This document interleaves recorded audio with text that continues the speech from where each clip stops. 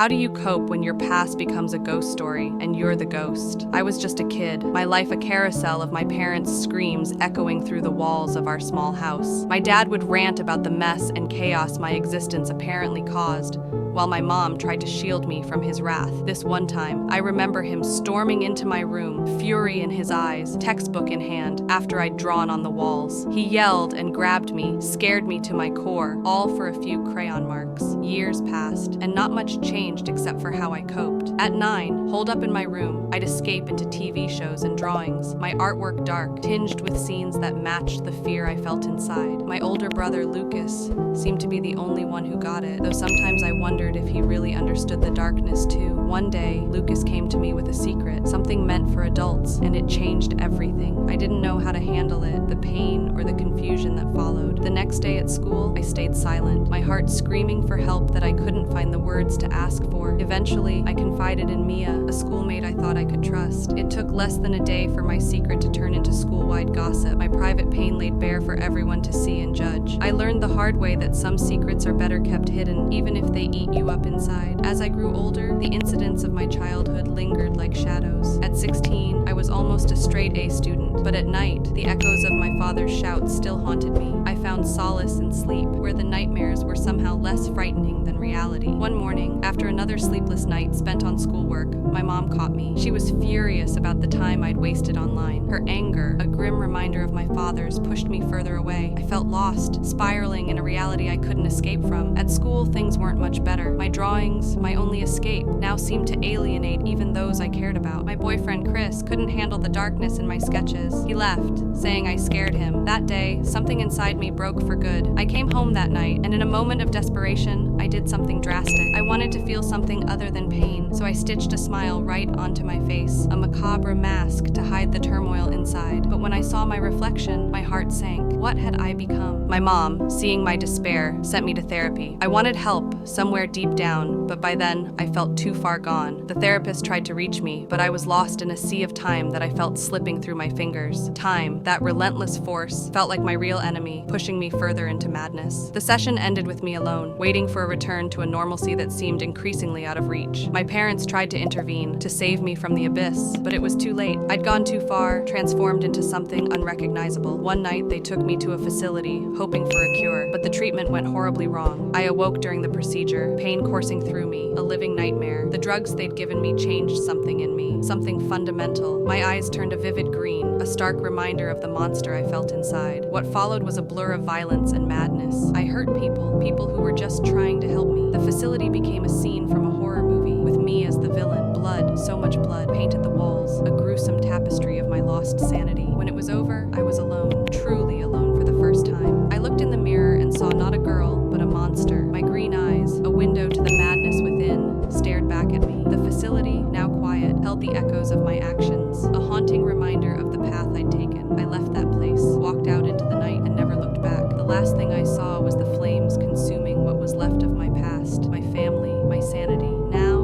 I wander, lost in a world that no longer makes sense, haunted by the ticking of time that never stops. They say I'm a monster, a ghost story to scare children. Maybe they're right, maybe I am.